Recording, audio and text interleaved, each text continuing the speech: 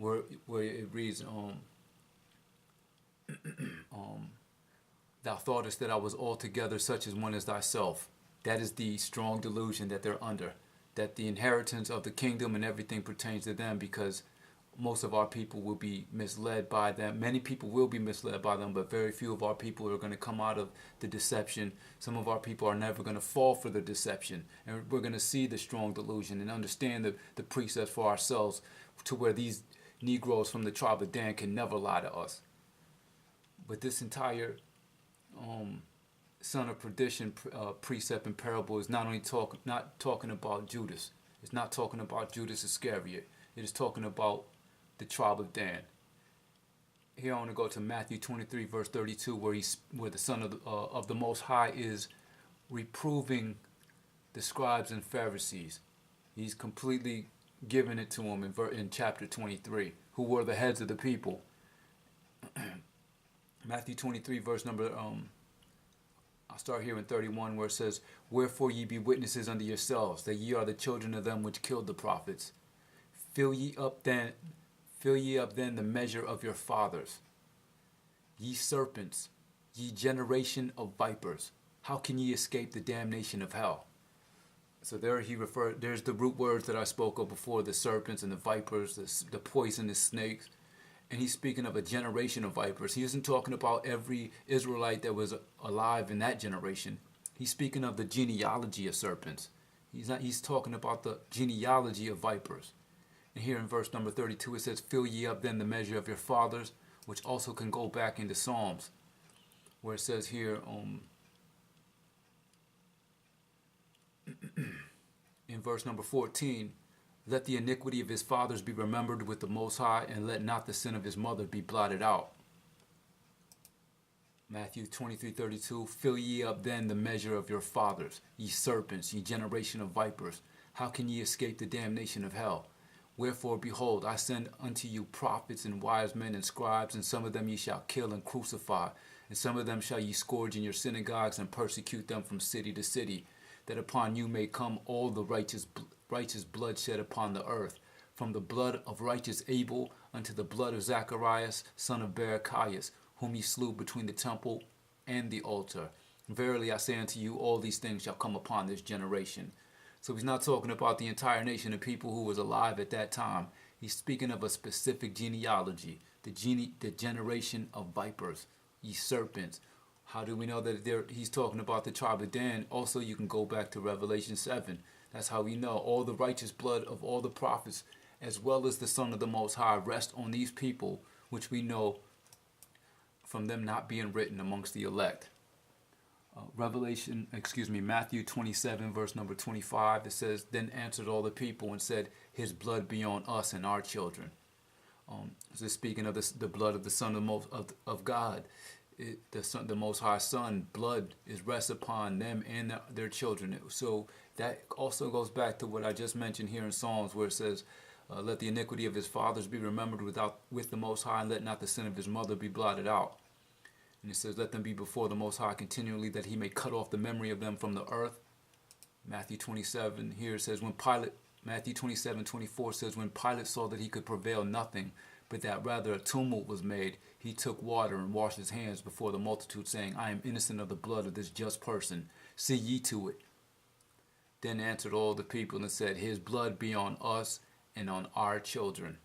As I said before, these people have been mingled amongst us going into the days of the Messiah. They were crept in unawares, which goes into it goes pretty deep into the Greek captivity and into the Lacedaemonians, who were also in the Western Hemisphere, because at the time of the Messiah, you had part of the tribe of Dan already here in the Western Hemisphere.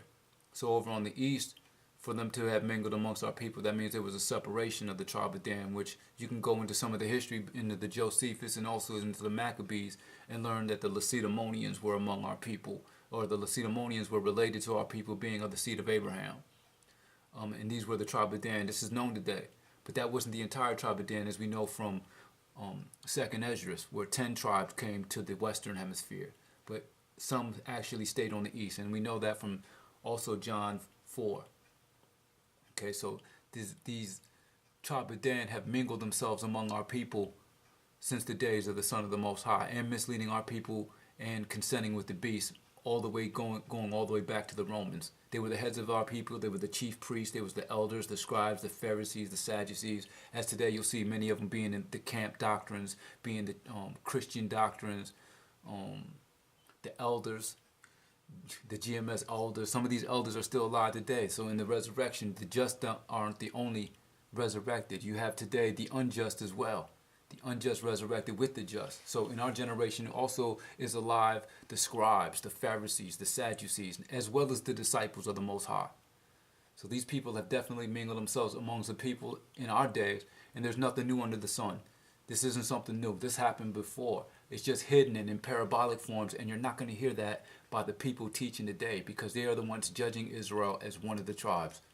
Revelation 7:4 through 8, where it's no mention of the tribe of Dan whatsoever. And here it says, and I heard the number of them which were sealed, and there were sealed 144,000 of all the tribes of the children of Israel. So there was a 13th tribe, Dan, blotted out of the book, because Joseph received two nations among the elect. He received Joseph and Manasseh, who are written. Who isn't written is the tribe of Dan, the serpent by the way, and the adder in the path. So this here has caused for many brothers to even, or I say brothers, but many of the tribe of Dan to reject the New Testament. This alone should tell you exactly why they are rejecting the New Testament, as well as the Son of the Most High. Because not only did the Son of the Most High not come for everybody, he only came for the 12 tribes of Israel, and even blotted blotted a nation of people out of the book. So all these doctrines claiming that the Son of the Most High came and now everybody can worship the Most High. These things are not true. I mean, anybody can worship the Most High, but that does not mean that the kingdom is inherited by all nations. There's even a 13th tribe called Dan who was blotted out of the book. Now, I can sit here and tell you all of these people, all the things that these people have done, the Choctaw and Chickasaws. I only went into partial precepts and partial history. The history of the Choctaws goes extensive. They were so contrary to the people that you can't even hide this in history. Once you open up that rabbit hole of the Choctaw and Chickasaws and the Negro Indians, that goes extensive, because they've had a part in the persecution of our people as strongly as Esau. But you're not going to hear that today. You're not going to hear that in your Israelite doctrines. You're not going to hear that in your definitely not in your religion doctrines. They're not nowhere near teaching the truth. But it is impossible to understand this book called the Holy Bible without understanding who the tribe of Dan is, and knowing that among our people and the heads of our people are the serpent by the way. They're the ones judging the people as one of the tribes. And our people don't start going forward into righteousness and forward into the redemption of our people until we recognize this thing.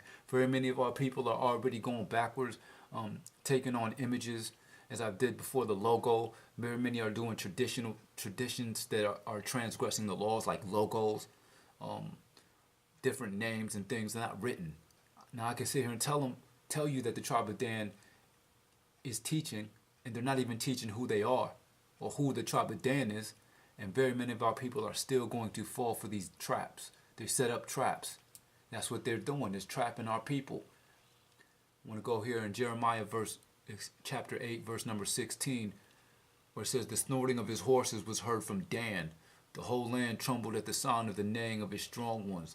For they are come and have devoured the land and all that is in it, the city and those that dwell therein.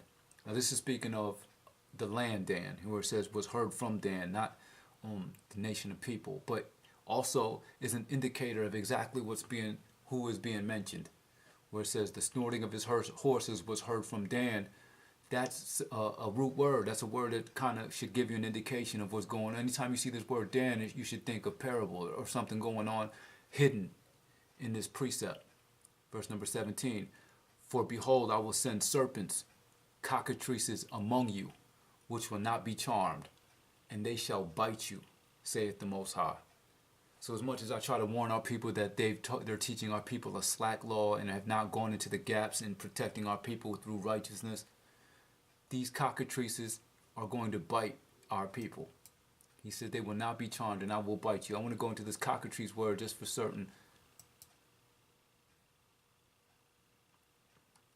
or it says here adder. It's also been translated as adder, a poisonous serpent, a viper, snake, or adder.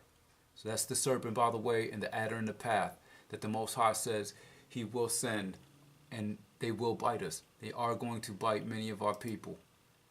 Here in verse number 17, once again, it says, "For behold, I will send serpents, cockatrices among you, which will not be charmed, and they shall bite you, saith the Most High." So that as much as I can tell them that there's no profit to the tribe of Dan watching, because they are watching us extensively. They are watching our videos. They are listening in to see what we're doing, what the 12 tribes are doing. You could tell that they will not be charmed. They're not going to listen to you, because